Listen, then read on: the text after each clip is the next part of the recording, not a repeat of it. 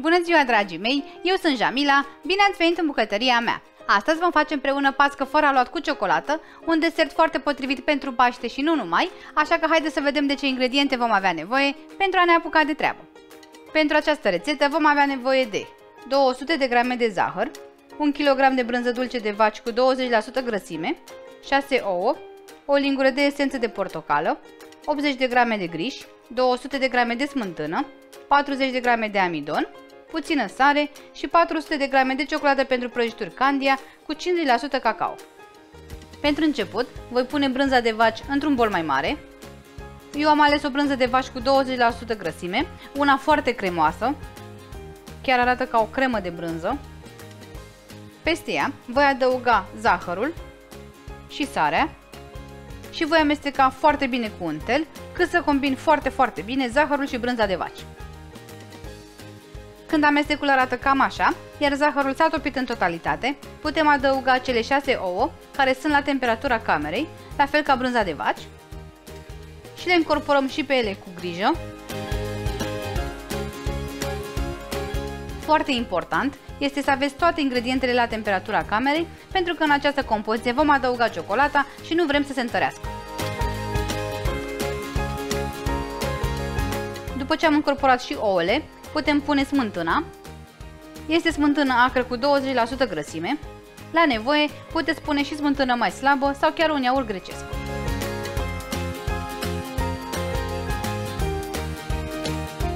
Vom adăuga acum grișul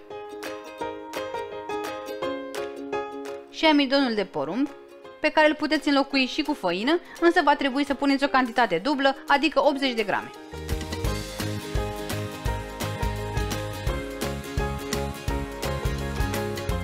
În cele din urmă vom adăuga esența de portocale. Mie îmi place foarte mult să o folosesc pentru că este absolut minunată în combinație cu ciocolata, însă voi puteți folosi orice fel de esență doriți. După ce am incorporat și esența, lăsăm această compoziție deoparte și ne putem ocupa de ciocolată. În continuare, vom topi ciocolata pentru prăjituri Candia cu 50% cacao. Pentru asta am pus o cratiță la foc foarte mic. În ea voi pune ciocolata.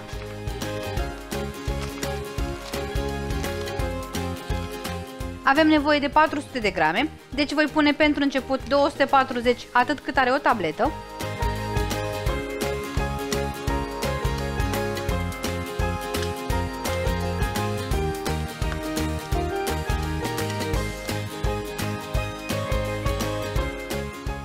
Și mai am nevoie de încă 160 de grame.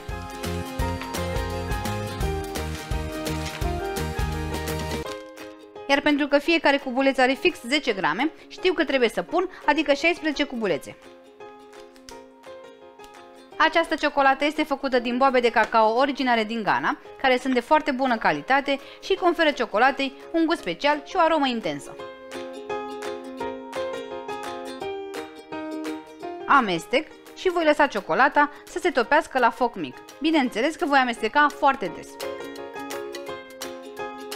Ciocolata s-a topit și cam așa va trebui să arate. Este foarte lucioasă și suficient de fluidă. O voi lua acum de pe foc și o voi turna peste amestecul de brânză.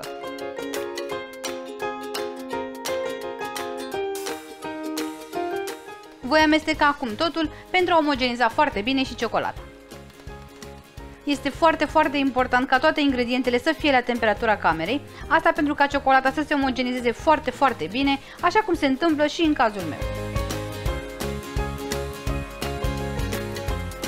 Voi turna acum compoziția într-o tavă de tort cu diametrul de 23 de cm, pe care am tapetat-o la bază cu hârtie de copt. Voi da acum tava la cuptor, în cuptorul preîncălzit, la 150 de grade, pentru aproximativ 50-60 de minute. Când pasca va fi gata, va trebui să fie închegată ca o piftie. Când pasca s-a copt, cam așa va trebui să arate, trebuie să fie destul de fermă pe margini, iar în mijloc va trebui să fie închegată ca o piftie, ceva de genul acesta. O voi lăsa acum să ajungă la temperatura camerei, apoi o voi pune la frigider pentru cel puțin 6 ore pentru a se răci foarte bine. Dragii mei, pasca fără aluat cu ciocolată s-a răcit, așa că am putut să o feliez. Arată absolut minunat, este foarte fină și are un gust intens de ciocolată. Sper din suflet să o încercați și voi de sărbătorile pascale sau oricând aveți poftă de pască fără aluat cu ciocolată și să vă bucurați de ea împreună cu cei dragi. La revedere!